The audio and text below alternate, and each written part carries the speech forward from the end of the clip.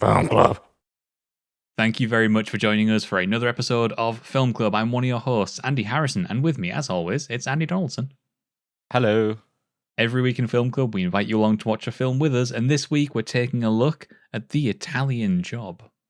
We have a charismatic Charlie leaving prison for the first time, wanting to get straight back into crime. He links up with a few people. His mentor, the person he looks up to, dies in a crash, sends him a film of the ultimate job, get loads of gold off the mafia, and he creates a team and eventually does the job, the Italian job. I forgot just how much style this film had, and British style, and it's a slight bit of Italian style as well because it's set in Italy, and it's just brilliant. It's lovely revisiting this again. So this is Peter Collinson directing, and I think that the standout thing for me is definitely got to be Michael Caine. There's a little bit of Michael Caine sort of like love in this film in terms of him giving a great character action, and I think Michael Caine is a sort of actor who you can give him very limited material and he can do quite a lot with it. Now, Michael Caine here is pretty reserved for the most part. And he becomes sort of the straight man. A lot of the comedy sort of like bounces off of him. I think that the group as a whole, the acting crowd as a whole here is pretty good. Of course, I think the other standout maybe is Benny Hill with his bizarre performance of is it the Professor? And and the thing is that what I noticed first with The Italian Job was that it plays a little bit close to being like a Bond film. Like Bond had obviously come out about 5 years before this, the first Dr. No.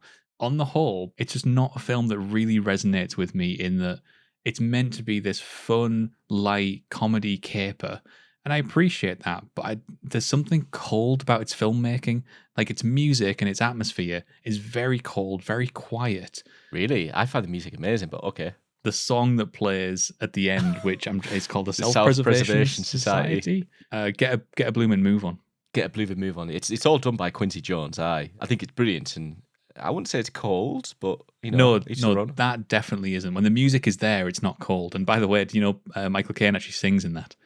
No, I didn't. He does, yeah, he does. I think that when the music is there, it's great, but for the most part, the film is pretty much just diegetic sound. There's some great moments, some great montagey moments, and obviously once the film gets going, it is good. But this film, for me, plays like a big ramp up to the actual heist, and obviously that's a really stupid thing to say because it is ostensibly a heist film that is about the build-up. But I don't find almost anything in the build-up particularly entertaining until the actual undeniably incredible heist sequence.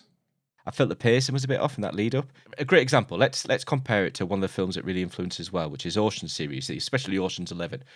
In that, you have maybe a smaller cast, a smaller group of people, but all have got their own personalities. It goes into their personalities more. It goes into that build-up more and their specialities within the role. I feel with this, you have the same kind of build-up. You have the same kind of, let's do this, let's test the cars. You've got to blow the doors off, not the whole car you wallop. However, the actual outside characters outside of Charlie aren't really explored as much.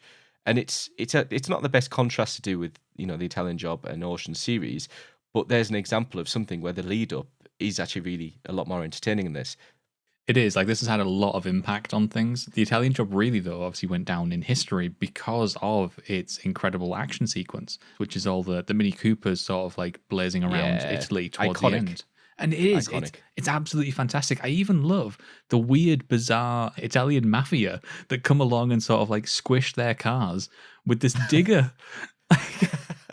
It's really strange and really sort of charming. And then obviously, the big action sequence is just undeniably cool. Like, not only is it cool and suave in the fact they're using Mini Coopers, not only is it sort of charming in that they've got the red, white, and blue to make it a little bit sort of cheeky and on the nose. Not only they're sort of like causing this enormous sort of pile up, on which, by the way, the production value of the massive gridlock traffic. It's really cool seeing some of the sweeping scapes of like just cars upon cars of waiting in line for stuff.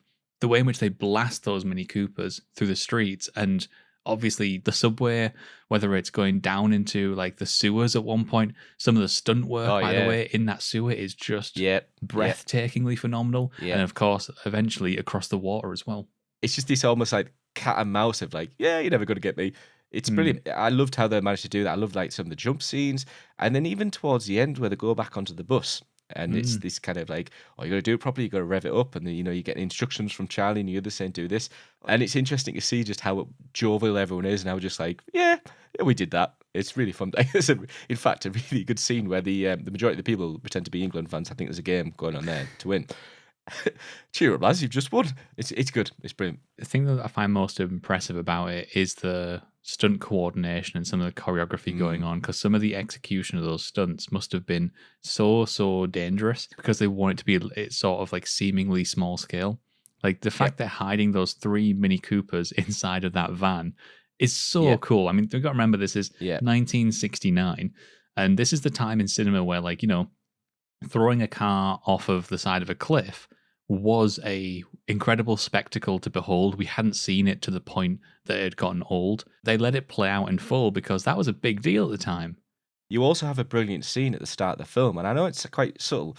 You have the guy drive around the car, and you have that music in the background. You have this lovely scenery, and you get it towards the end of the Alps, driving through those Alps, those lovely windy roads and everything.